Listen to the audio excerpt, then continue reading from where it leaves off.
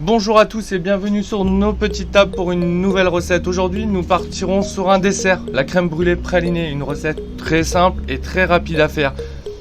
Pour les ingrédients, il vous faudra 3 jaunes d'œufs, 50 g de sucre, 25 centilitres de crème, une demi-gousse de vanille, 20 g de praliné et du sucre cassonade pour la fin de la recette. Pour commencer, nous allons verser nos 25 centilitres de crème dans une casserole. Nous allons y rajouter notre demi-gousse de vanille.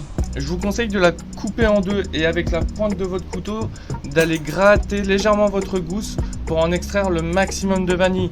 Ajoutez aussi toutefois les 2 petits bâtonnets, ce sera toujours ça en plus.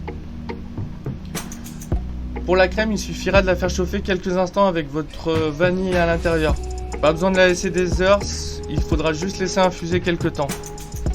En attendant, je vous laisserai dans un cul de poule mettre votre sucre et y ajouter vos œufs. Attention toutefois à bien mélanger tout de suite car le sucre cuit les jaunes et cela va les rendre inutilisables par la suite.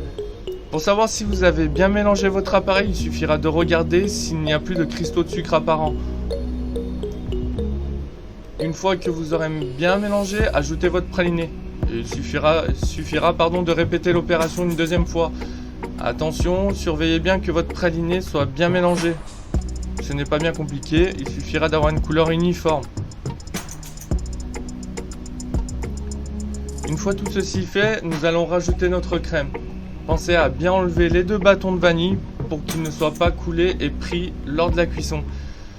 Personnellement, pour mélanger la crème, je vous conseille de le faire à la spatule et non au fouet.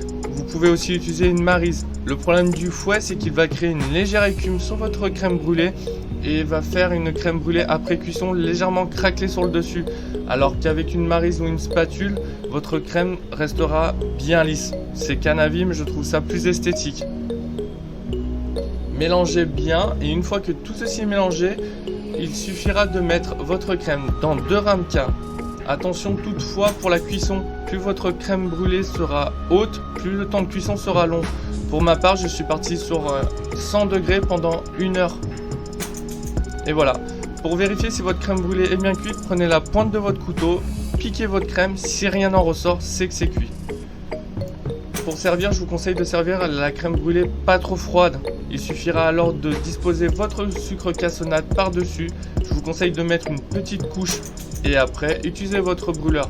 Faites attention toutefois de ne pas vous brûler avec. Et comme vous pouvez le voir, il ne faut pas le rester trop longtemps. Une légère couche caramel va apparaître et c'est à ce moment que vous pourrez la servir. Voilà, votre crème brûlée est prête et bien sûr, elle est prête à être dégustée.